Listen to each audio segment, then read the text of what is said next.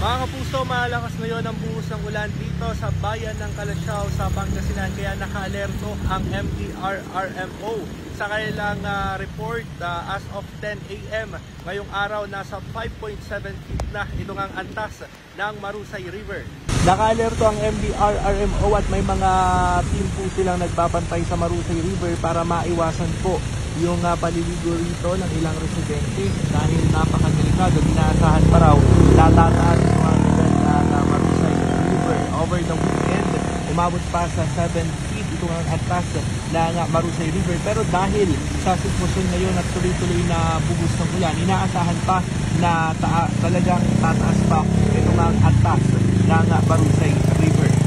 Dumako naman tayo sa mga kakalsadahan dito sa Calasiao. Maluwag po ngayon ang mga kakalsadahan dahil marami raw sa mga motorista ang hindi bumiyahe ngayong araw dahil na rin sa epekto ng bagyo.